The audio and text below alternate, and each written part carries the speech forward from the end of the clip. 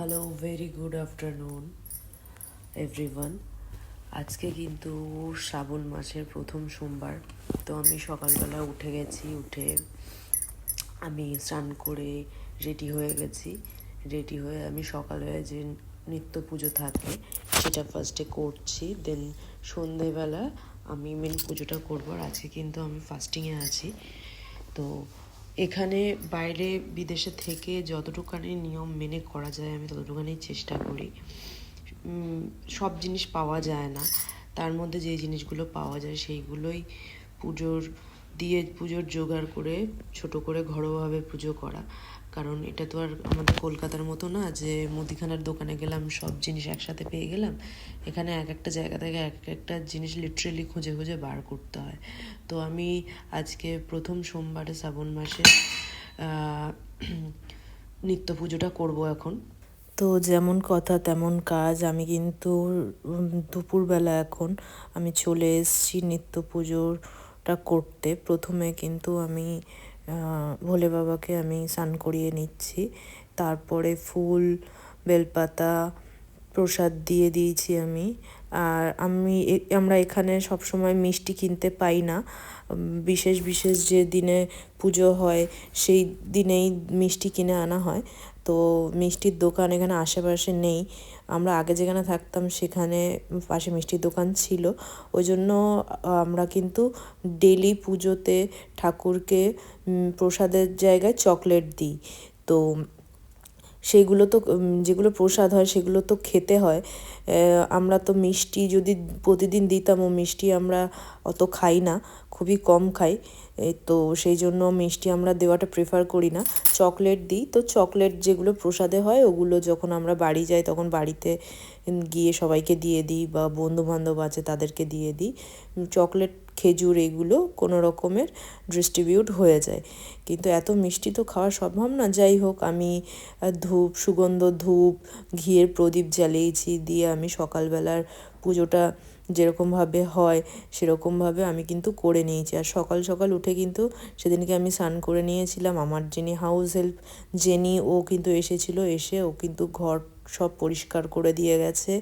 এখন আমি যখন পুজো করছিলাম তখনও জেনি ছিল, ও বেডরুম তখন পরিষ্কার করছিল। এদিকে আমি পুজো করে নিয়েছি। আমি কিন্তু বস্ত্র হিসাবে ঠাকুরকে এই সাদা সুতোটা দিয়েছি, যেটাতে আমি আতর লাগিয়ে দিয়েছিলাম। অ্যান্ড প্রতিটা সোমবারে ভোলে বাবাকে পৈতে দান করা খুব শুভ। তো এমন নয় যে প্রতি সোমবারে আলাদা করে চেঞ্জ করে পৈতে দিতে হবে। পৈতেটাকে পরিষ্কার করে আতর লাগিয়ে একটু গোলাপ জল লাগিয়ে দিলেই কিন্তু শুনেছি এটা দেওয়া ভালো। তো আমি সেই মতো করেছি। এখানে প্রসাদ হিসাবে আমি এখন চকলেটটাই দিয়েছি। আর রাতে যখন আমি পুজো করব, মানে বিকেলের টাইমে যখন পুজো করব তখন কিন্তু মিষ্টি আছে, তখন মিষ্টি দেবো। মিষ্টি হিসাবে রসগোল্লা পেয়েছিলাম, সেটাই নিয়ে এসেছি। এরকম ছোট ছোট কৌটো করে কিন্তু এখানে গঙ্গার জল বিক্রি হয়। তো আমি সেখান থেকেই গঙ্গা জল কিনে এনেছি। অনেক বেশি তো গঙ্গা জল এখানে পাওয়া সম্ভব না, এরকম ছোটো ছোটো কৌটোতে করেই বিক্রি হয়, আর যেগুলো যথেষ্ট দাম থাকে। তো আমি এরকম 2-3টে কৌটো কিনে এনেছিলাম। কারণ আমার তো শ্রাবণ মাসে পুরো মাসটাই পুজো করতে হবে। ওই গঙ্গার জলের সাথে কিন্তু নর্মাল জল মিশিয়েই ওটার কোয়ান্টিটিটাকে বাড়িয়ে পুজো করি এখন। আর বেলপাতা হিসাবে যে পাতাটা আমি কিনে এনেছি দোকান থেকে, আমার যেন দেখে মনে হচ্ছে ওটা বেলপাতা না, বাট ওরকম বেলপাতার মতোই 3টে পাতা। ওটা আমি জানি না অন্য জায়গার কোনো বেলগাছে এরকম পাতা হয় কি না, বাট যাই হোক, এখন এখানে যেটা পেয়েছি সেটা দিয়েই আমাকে করতে হয়েছে। এই দেখো, আমার এখানে ঠাকুরের আসনের মধ্যে কিন্তু অ্যানি শুয়ে আছে। উনি হচ্ছেন বড় ঠাকুর। আমার ঠাকুরের আসন কেচে পরিষ্কার করে রেখেছি, সেখানে শুয়ে পড়েছে। এখানে কিন্তু আমার আদার্স সব ঠাকুর আছে। মা তারা, এখানে হনুমানজি, গণেশ, লক্ষ্মী, সরস্বতী সবই কিন্তু ওখানে আছে। ভোলে বাবার পুজোটা করব বলে আমি কিন্তু ভোলে বাবাকে এই আসন থেকে সরিয়ে অন্য জায়গায় একটুখানি নিয়ে এসে, যাতে জায়গা বড় লাগবে সেই জন্য নিয়ে এসেছি। এখানেও আমি ওই ঠাকুরের ওইখানে একটা সুগন্ধিত ধূপ জ্বালিয়ে দিলাম। অ্যান্ড এখানেও একটু ঘন্টা বাজিয়ে এখানে একটু হালকা পুজো করে নিলাম। ভেবেছি ঠাকুরের এই জায়গাটা খুব ছোট, এই জায়গাটা এই জানলাতে যেখানে ঠাকুরটা রেখেছি পরে এটাকে চেঞ্জ করব ভেবেছি। তো এবার আস্তে আস্তে সন্ধে হয়ে যাচ্ছে, আমি উপোস ভাঙার পরে যে খাবারটা খাবো সেটা আমি এখন প্রিপেয়ার করে নিচ্ছি, কারণ উপোস ভাঙার পরে আমাকে খেতে হবে। তো আমি এখানে যেহেতু আটা ময়দা চাল কিছুই খাবো না, আমি এখানে একটু আলু মরিচ করে নিয়েছিলাম, তার মধ্যে একটু ধনেপাতা, একটু মশলা হিসাবে মরিচের গুঁড়ো, নুন মানে সেটা সন্দক লবণ, সেই নুন দিয়ে একটু তেঁতুলের একটা পেস্ট ছিল সেটা দিয়ে আমি কিন্তু এখানে একটা সুন্দর করে আলু মরিচ বানিয়ে নিয়েছি। আর আমি একটু ছোলা ভিজিয়ে রেখেছিলাম, সেই ছোলাটা কিন্তু আমি এর মধ্যে দিয়ে দিলাম আর একটু লেবু চিপে দিলাম। এটা কিন্তু খেতে খুব ভালো লাগে।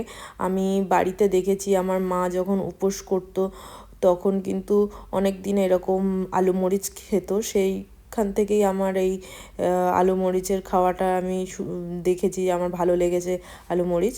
তো এইবার এই সন্ধেবেলার পুজোর এখানে কিন্তু দেখো সব প্রিপারেশান হয়ে গেছে। এখানে আমি 3টে ফল দিয়ে দিয়েছি, কারণ আমাদের বাড়িতে ফল খাওয়ার লোক খুব কম। তো এরকম প্রদীপ আমি জ্বালিয়ে নিয়েছি, এখানে সেন্টেড ক্যান্ডেলসগুলো আছে, আরও অনেক রকমের ক্যান্ডেলস আছে। এদিকে আমার পুজো কিন্তু হয়ে গেছে, এ দেখো অ্যানিও কিন্তু টিভিতে মহাদেবকে দেখছে। অ্যান্ড এখানে কিন্তু এখন পুজোর পরে যে ব্রত কথাটা হয়, শ্রাবণ সোমবারের ব্রত কথা, সেটা পড়তে হয় বা শুনতে হয়। তো আমি সারাদিন খাটাখাটনি করে পুজো করে আমার কিন্তু শরীর চলছে না, ওই জন্য আমি আর শুনেই নিচ্ছি, আমি আর পড়ার ইচ্ছা আমার আর নেই। আর এই যে পঞ্চপ্রদীপের মধ্যে ঘি দিয়ে আমি জ্বালিয়েছি একটু, কিন্তু আমি পুরো ঘরে সেই ঘিয়ের প্রদীপের যে তাপটা সেটা আমি দিয়ে দিচ্ছি। তো এইভাবেই ছোটোখাটোভাবে বাড়িতে শ্রাবণ সোমবার যেরকমভাবে করা সম্ভব সেইভাবেই আমি করে নিয়েছি। তারপরে এখন এখানে আমি পুজোটা কিন্তু এখনও শেষ হয়নি, এটা কিন্তু